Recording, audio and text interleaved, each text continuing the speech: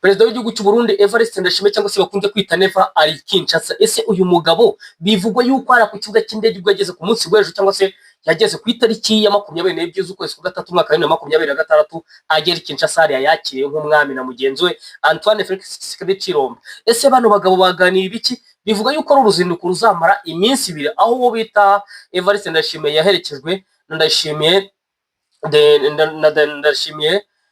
uyu nguyu bita Ndayishimiye umugore we ndetse n'uwo bita Denise Nyakeru umugore wa Antoine Felix Tshisekedi Tshilombo. Aba bose bagiye kwakira Evariste Ndayishimiye ku kibuga cy'indege cyahari ya Kinshasa. Ese bigeze bite? Ese aba bagabo ni iyihe nama cyangwa se ni ibihe biganiro bagomba kuganira ndetse n'ibyo baganiriye ku munsi w'ejo?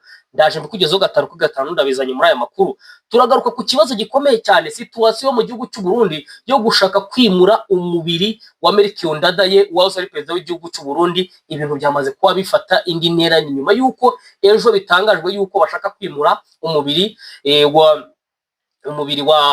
wahoze perezida w'igihugu cy'u Burundi Melchior Ndadaye, ariko biza kuba bitavugwaho rumwe. Ibi nabyo ndaje mbikugezeho gatanu kuri gatanu. Ikindi kandi turagaruka muri mwenga situation yamaze kubifata indi ntera. Ese bigenze bite? Nabyo uraje ugezweho gatanu kuri gatanu. Ikindi kandi turagaruka nyuma yuko ahangaha mu Minembwe general cyangwa se major wo mu Burundi hatakarije ubuzima. Ese ni iki igisirikare cy'u Burundi cyaje kuba gitangaza nyuma yuko batakaje ibice bigiye bitandukanye byegereye hari Iminembwe? Twavuga nka Gakenke, twavuga za Bidegu, twavuga nka Mikenke, twavuga nka Kundondo ya Bijombo. Aha hose intare za Sarambwe ndetse na MDP twirwaneho bamaze kuba bahafata gatanu kuri gatanu. Ndaje mbikugezeho gatanu kuri gatanu. Nabyo tuvuga ngo twekeze muri territoire ya Uvira. Ibintu ntabwo biruze kora kubera ko ahangaje ashobora kuba hagiye kuba intambara ikomeye cyane hagati y'impande zombi. Ubwo ndayimvuga impande zombi ku ruhande rwa M23 ndetse no ku ruhande rwa leta Kinshasa, abarundi wazendo FDL P5, aba bose bafatanyije. Nabyo uraje ugezweho gatanu kuri gatanu. Muri Warikare bimeze bite? Ahanga muri territoire ya Masisi bimeze bite kuri tere y'imirwano? Nabyo uraje ugezweho gatanu kuri gatanu. Wowe cyo gusa nandi makuru yose nakugesho ndaje nyakurambure mu kanya gatoya. Reka nkubwire ati niba ugeze hano ubwambere nyaboneka kora like kugira ngo YouTube video recommandation. Ikindi ukore subscribe kandi ukunzanye kugira ngo update zawe zikujyaho gatanu kuri gatanu. Ikindi ukoresha ndetse na comment kugira ngo amakuru kigizewe ndetse n'ibiganiro byacu uzajye ubikurikirana. Kamaze suza abantu bagiye badukurikiranye nayimaze igihe ntabaha amakuru ku gihe. Murabona yuko ibintu bijyanye rwose n'umuvumbi wo mu kwezi kwa gatatu cyangwa se muri sama ntabwo biba byoroshye. Akeshi na keshi abakunda kurangwa n'indwara y'ibicurano babure n'uko ndimo ndavuga ntabwo ari ibintu nkuko nari nsanzwe mvuga urumva ko ijwi ryahindutse rwose, ariko nta cyambuza kuba nabagezeho update cyangwa se amakuru aba yiwe avuga hano burasozwa bwa Kongo ndetse n'ahangaha mu cyangwa se mu karere k'ibiyaga bigari ndetse no kwisi hose.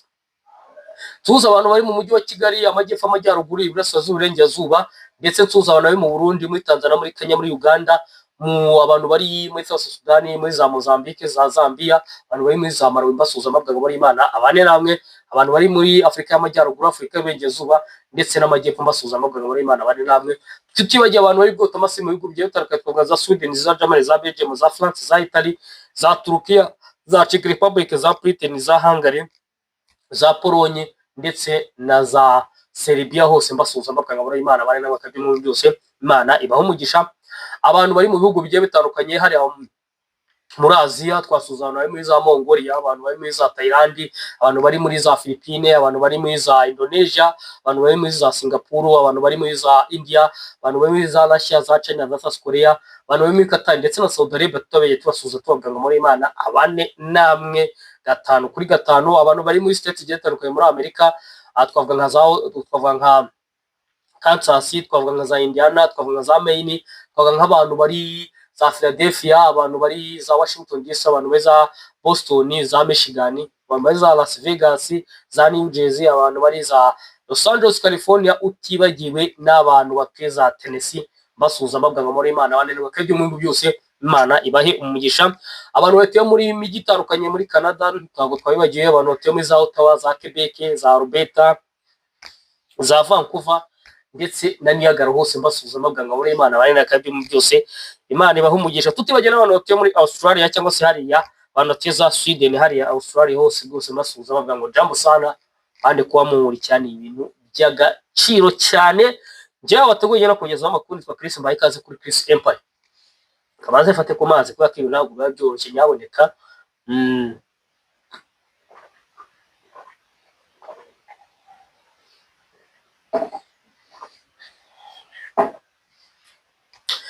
Mbahaye ikaze rero, mbahaye ikaze rwose, mbahaye ikaze ku munsi waje ku itariki 22 z'ukwezi kwa gatatu mwaka 2026 nibwo uwo bita Evariste Ndayishimiye perezida w'igihugu cy'u Burundi yari ategerejwe bikomeye cyane hariya i Kinshasa, aho yari kumwe na madamu we uwo bita Angelique Ndayishimiye. Aba bose baba bategerwa mu gihugu cya Kongo, aho bakiriwe nk'umwami cyangwa se nk'abamikazi, nk'umwami n'umwamikazi hariya ku kibuga cy'indege cy'Kinshasa na mugenzi wabo Antoine Félix Tshisekedi Tshilombo ari kumwe n'umugore we Denise Nyakero. Ese uyu mugabo ikintu cyari kimujyanye mu gihugu cya Kongo, bivugwa yuko baganiriye mu buryo ki baranduye icyorezo cya Ebola, ndetse by'umwihariko ikibazo cya mbere gikomeye bari cyangwa se baganiriye ku munsi w'ejo mu biganiro byabanje, ndetse bikaza no gukomeza ku uyu munsi, baganiriye uburyo ki bashaka uburyo ki badefanda ibi cyangwa se badefanda ibice byose bafite, bitewe n'uko intare za Sarambwe zari zirimo ziragenda zigarura ibice bigiye bitandukanye. Ni nyuma y'uko intare za Sarambwe zifashe agace kagakenke hariya mu Minembwe, bikaza bikuba bigaragara y'uko hari n'abasirikare benshi ba Kongo ndetse n'abasirikare benshi b'u Burundi baje kuba batakariza ubuzima. Byaje kuba bituma rero inama cyangwa se bakora inama abantu bagabo bombi bayoboye bino bihugu birimo biragenda bifatanya mu buryo bugiye butandukanye hariya mu ntambara irimo irabera mu burasirazuba bwa Kongo, baza kuba bahura bashaka uburyo ki bashakira umuti w'ikibazo wo guhagarika intare za Sarambwe cyangwa se M23. Bivuga yuko mu byaganiriweho harimo neza kuba bakongera ububasha ndetse n'ubushobozi ingabo zabo zifite, ndetse no kuba zigenda zishaka uburyo kizivumbura amandi matekinike kugira ngo zirebe uburyo kizigenda zihangana n'intare za Sarambwe ku rugamba barimo bararwanamo, cyane yuko bitoroshye mu bice byose intare za Sarambwe zigwanamo, kubera ko zigenda zikoresha tekinike zitari imenyerewe ku rugamba, bikaza kuba bicanga abarundi ndetse n'igisirikare cya FARDC muri rusange. Kandi muri ko yuko bita Antoine Félix Tshisekedi Tshilombo yamaze kubatangaza yuko rwose igisirikare cye cyamubeshye, kubera ko yari azi ko gikomeye atari ko yagisanze. Bivuga yuko bano bagabo baraza kuganira ku bintu bikomeye cyane ndetse n'uburyo bw'imifatanye yaba ku mpande z'ibihugu byombi. Aha byaje kuba bigaragara yuko rwose ku ruhande rwa Evariste Ndayishimiye yajyanye delegation nini, ndetse no ku ruhande rwa Tshisekedi hari delegation nini, harimo nk'abo bita abatereza Kayikwamba, harimo abo bita Patrick Muyaya, umuvugizi w'igisirikare nako umuvugizi wa leta ya Kinshasa. Hakabamo ku ruhande rw'u Burundi hakabamo abenshi bagiye batandukanye, abaminisitiri yagiye akiraho, bajyanye n'uyu mugabo mu buryo bwo kugenda gushaka uburyo ki bakora n'igihugu cya Kongo kugira ngo barebe uburyo ki cyangwa se bashaka umuti w'ikibazo cya M23 ikomeje kugenda ibayogoza cyangwa se ibazengereza mu bice byose, ndetse bakarashaka n'umuti w'ikibazo cy'iyi ntambara bamazemo igihe barwana n'intare za Sarambwe cyangwa se na M23 mu bice byose yagiye ifata. Ariko ingingo nyamukuru baganiriyeho byaje kuba bigaragara yuko iyi nama ibaye nyuma y'uko intare za Sarambwe hafi zigaruriye 1/2 cya teritwari ya Minembwe, ndetse utibagiwe ni hafi teritwari ya Masisi mu mirwano yari imaze hafi igice cy'ukwezi barwana barabuze gica. Rero uyu mugabo akatugana arimo arabarizwa i Kinshasa mu ruzinduko ruri burangire umunsi, kubera ko uruzinduko rw'iminsi 2 aho yarateganyijwe kuba zaganira cyangwa se yaganiriye na mugenzi we ibintu bikomeye cyane. Ubwo twitegeye bimwe mu myanzuro cyangwa se bimwe mu byaganiriweho bishobora kuza kuba byakwapurikwa mu bijyanye n'urugamba. Abarundi ndetse na FARDC wazarendo FDL P5 bose barimo baragenda barwana aho bahanganye n'intare za Sarambwe cyangwa se n'umutwe wa M23. Reka tubivane n'iyi nkuru. Ahanga mu gihugu cy'u Burundi havutse ikibazo gikomeye cyane nyuma y'uko bashatse kwimura umubiri w'uwahoze ari perezida w'igihugu cy'u Burundi Melchior Ndadaye. Birika yuko uyu mugabo yagiye yitirirwa ibikorwa bigiye bitandukanye, twavuga nk'ikibuga cya Melchior Ndadaye hari i Bujumbura cyaje kuba cyitirirwa izina rye. Bivuga yuko uyu mugabo yabaye hafi cyangwa se yabaye imirimbanyi ya politike y'igihugu cy'u Burundi, ndetse ari no mu baharaniye ibijyanye n'ubwigenge bw'igihugu cy'u Burundi. Urumva yuko uyu mugabo afatwa nkaho ari intwari y'igihugu cy'u Burundi. Ibintu rero byaje kuba bitera saga, kubera ko bamwe batanze kino gitekerezo cyo buryo cy'uno mubiri wakimurwa, abandi barabyanga. Ibintu biza kuba bifata indi ntera ya mu gihugu cy'u Burundi, aho bamwe bashaka yuko wimurwa ugakurwa. Binavugwa yuko n'umubiri wa Louis Rwagasore cyangwa se umwami Louis Rwagasore wari mu gihugu cy'u Burundi nawo ushobora kuba wakwimurwa ukajyanwa ahandi hantu. Ariko ku rundi ruhande usanga bamwe babyemera abandi ntibabyemere, aho byaje kuba biteza urunturana mu gihugu cy'u Burundi, aho bamwe bemera yuko uyu mubiri wakimurwa abandi ntibawemere. Urumva yuko ibintu byamaze kuba bibura gice cyangwa se ibintu byamaze kuba bifata indi ntera hariya mu gihugu cy'u Burundi. Reka tubange twekeze kuri tere y'imirwano. Ahangaha mu Minembwe umumajoro ukomeye cyane mu gihugu mu gisirikare cy'u Burundi yahasize cyangwa se yamaze kuhasiga ubuzima. Ahangaha ni mu mirwano ikomeye cyane yabaye ku munsi w'ejo, aho intare za Sarambwe zari zihanganyemo n'abarundi wazayendo FDL P5.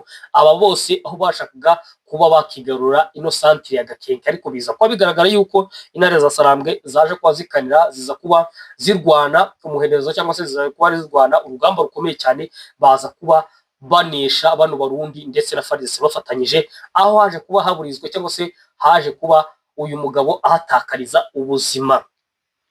Nibutse yuko buriya ku mpande zombi buriya baba barwana, ariko ubundi haba hagomba kubamo uruhande rumwe rutsinda cyangwa se uruhande rumwe rudefanda neza nirwo rutsinda mu bijyanye n'urugamba. Bivuga yuko ahangaha mu Minembwe abasirikare benshi b'abarundi, abasirikare benshi ba FARDC yaba ku imitwe yitwaje intwaro ya wazalendo FDL P5 bahatakarije ingabo nyinshi cyane. Bivuga yuko ku rugamba rukomeye cyane umugabo bita Sultani Makenga yari yamaze kuba yigatera y'urugamba, aza kubabona yuko nta kindi gisigaye uretse kuba yagenda yavanze afatanyije na afatanyije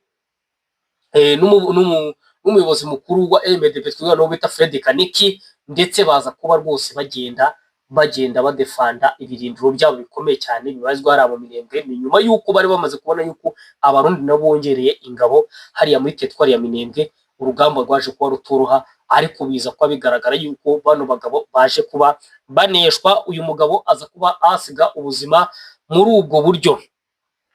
Reka tuva mu Minembwe twerekeza ahangaha muri teritwari ya Warikare. Muri teritwari ya Warikare muri kwe ko nabagejeho amakuru avuga yuko za wazalendo zaje kuba zita imbunda nyuma y'imirwano ikomeye cyane, ubwo bari bavuga muri teritwari ya Masisi berekeza Warikare, aho bashaka guhungira muri aya mashyamba ya Warikare. Ariko ibintu ntabwo byaje kuba biborohera, kubera ko naho bari bihishe baje kuba bavumburwa bikomeye cyane, baza kuba birukankanwa n'intare za Sarambwe. Bivuga yuko iyo operasiyo idasanzwe, aho intare za Sarambwe cyangwa se M23 iri muri operasiyo idasanzwe yo kugenda isukura ikibuga cyangwa se yo kugenda ihiga bukware abishe mu mashyamba, kugira ngo yizere umutekano isaha ku isaha itazagabwaho ibitero bitunguye. Nabyo bimwe biragenda biba muri teritwari zigiye zitandukanye intare za Sarambwe ndetse bahanganyemo na za wazalendo FDL P5, abarundi FARDC ndetse n'abacacu muri rusange barimo baragenda bakora icyo bita kuba bagenda bazenguruka nyine bashaka uburyo ki bareba yuko nta muntu wigeze yisha inyuma,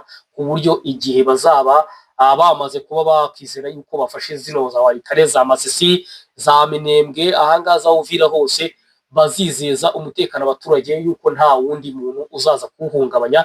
Ni nabyo byabaye hano muri Warikare, kubera ko cyari igitero gikomeye cyane. Bivuga yuko cyari kigamije kuba cyashaka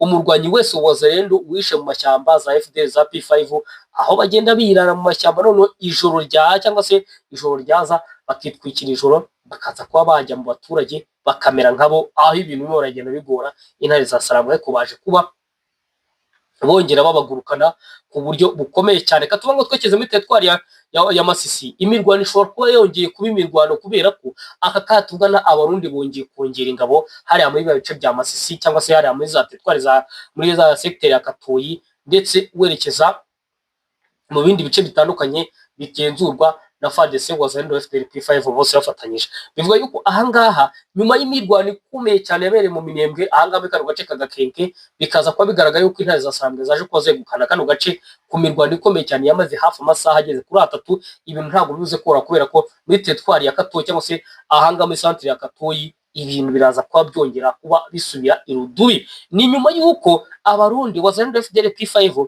abo bose bongereye ingabo, none bikaza kuba bigaragara yuko intare za Sarambwe nazo zititeguye kuba zarekura ino centre, noneho baza kuba badefanda mu buryo bukomeye cyane, aho baje kuba bagaragaza yuko ino centre nabo bafite inyota yo kuba bayegukana, bafite ubushobozi bwo kuba bafata Katoyi yose, ndetse bakizeza umutekano bari abaturage bari muri secteur cyangwa se bari muri centre ya Katoya. Katwerekeze Mwenga bivuga yuko ahangaha situasiyo yari ntabwo yoroshye nyuma y'igitero gikomeye cyane cy'abarundi wazana FDL P5 bashatse kuba bagaba ku birindiro bikomeye cyane by'intare za Sarambwe biri hari Mwenga, baje kuba basubizwa inyuma ku buryo bukomeye cyane n'abasore b'intare za Sarambwe cyangwa se abasirikare b'intare za Sarambwe, aho bataryama umunsi ku munsi. Aba bagabo sinkubeshye bano bagabo bashobora kuba bafite imyitozo ihambaye cyane, ngewe ntangiye kubikeka rwose, kubera ko igiye kureba usanga mu bice byose barwanamo bakora uburyo ki baba abambere mu bintu bakora.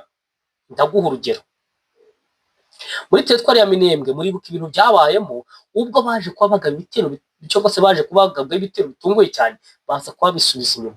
Muribuka ibintu byababayeho muri Uvira cyangwa se ibintu byababayeho muri Plaine d'Oruzisi, baje kuba basubiza inyuma. Igisirikare cy'u Burundi cyari cyamenye n'intwaro, cyari cyamenye abasirikare wazarendo FDL P5 bose bafatanyije, bazanamo n'abacancu b'Abanyakolombia, baza kuba basubizwa inyuma. Ahangaha muri Mwenga ni nako byaje kuba biba, kubera ko situasiyo yaho yari ikomeye cyane, kubera ko abarundi nabo bamaze kuba bongera ingabo ku buryo buhagije, yaba FARDC yaba wazarendo yaba FDL, ndetse bari banemereye n'amafaranga menshi cyane ku buryo ki za wazarendo ndetse na za FDL nyuma yuko za FDL igisirikare cya Kongo kibambitse inifomo nta yindi morali tiriya, kubera ko barimo baragenda biyahura, ariko intare za Sarambwe zaje kuba zibasubiza inyuma ku buryo bukomeye cyane.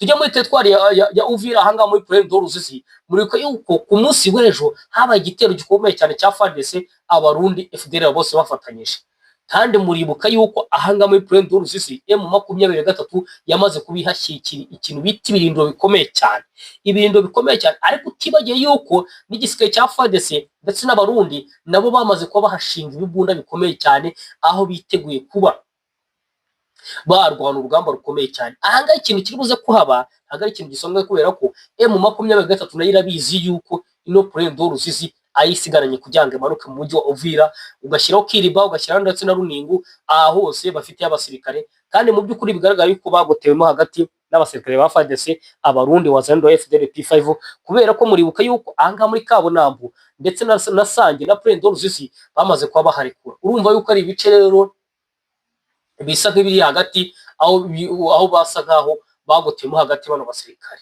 Bigaragara yuko iyi Plaine d'Oruzisi nta mikino ibuze kubamo, kubera ko ikiri buze kuba ni imirwano ikomeye cyane. Nyuma y'imirwano yabaye ku itariki ya 16 z'ukwezi kwa gatandatu mwaka 2023, mwarayibonye ukuntu ahangaha habera urugamba rukomeye cyane, aho igisirikare cya Kongo cyashakaga kuba cyakwinjira mu buryo bukomeye cyane, kikajya kuba cyasenya ububiko bw'intwaro za M23, ariko baza kuba babuzamo kino gitero. Nabyo bize kuba kubera ko ikintu kijyanye n'imirwano cyamaze kuba gifata indi ntera. Kadusoza amakuru yacu muri teritwari ya Uvira. Muri teritwari ya Uvira intambara ishobora kuba igiye kwaguka cyangwa se ishobora kuba igiye kwagura.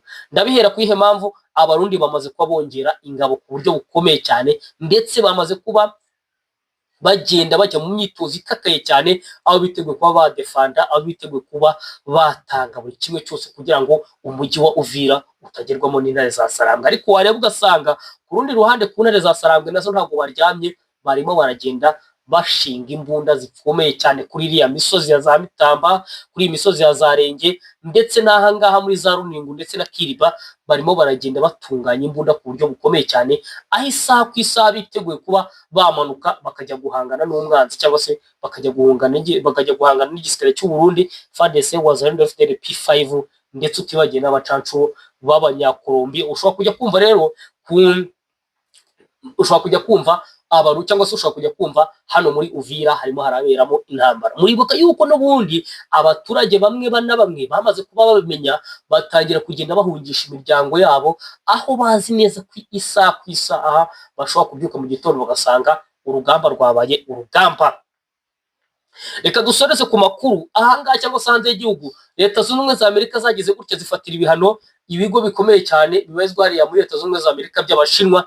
Ubu ngubu rero hatawe igihugu cy'Ubushinwa nacyo cyamaze kuba gifatira ibihano ibigo bikomeye cyane by'Abanyamerika bibazwa hariya mu gihugu cy'Ubushinwa. Iyi ntambara ikomeye cyane y'ibijyanye na politiki ndetse n'ubucuruzi na diplomasi cyangwa se y'igihugu cya Leta zunze ubumwe za Amerika ndetse n'igihugu cy'Ubushinwa iraza kwayo. Ni nyuma y'uko Leta zunze ubumwe za Amerika zishinjije Ubushinwa kuba zaragize cyangwa se kuba bwaragize uruhare mu ntambara ya Irani irimo irahuzamo igihugu cya Leta Zunze Ubumwe za Amerika, Israel ndetse na Iran. Ibyo ngibyo ntabwo tubigaruka kuko murabizi natwe ubwacu mu gihugu cy'u Rwanda byatugize ingaruka kubera ko kandi akagaze twarakaguraga kilo 12 twarakaguraga ibihumbi 16 17, aka tukaba tuyigura ibihumbi 28 29 30. Urumva yuko rwose ingaruka zamaze kuba zigera kuri bose. Abafite amamodoka barayaparitse, ariko anga mu gihugu cy'u Rwanda bitewe n'ubuyobozi bwiza dufite, nta muntu waparika imodoka, agomba kuba yakoresha uburyo ki cyangwa se agomba kuba yakoresha neza esanse neza. Bivuga yuko ahangaha igihugu cya Leta Zunze Ubumwe za Amerika cyaje kuba gishinza Ubushinwa kuba bwafasha Iran mu buryo bugiye butandukanye, yabo kubambukiriza intwaro ndetse no kubatera inkunga mu buryo bugiye butandukanye, bisakwa bituma bafatira ibihano ibigo bikomeye by'Abashinwa bibarizwa muri Leta Zunze Ubumwe za Amerika.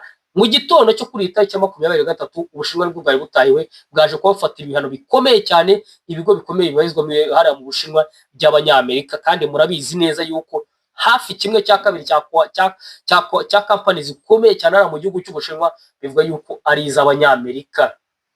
Urumva yuko rero ibintu bitari buze koroha, intambara hagati y'igihugu cy'Ubushinwa ndetse n'igihugu cy'Uburusi, igihugu cy'Ubushinwa ndetse na Leta Zunze Ubumwe za Amerika byamaze kuba byaduka 5-5.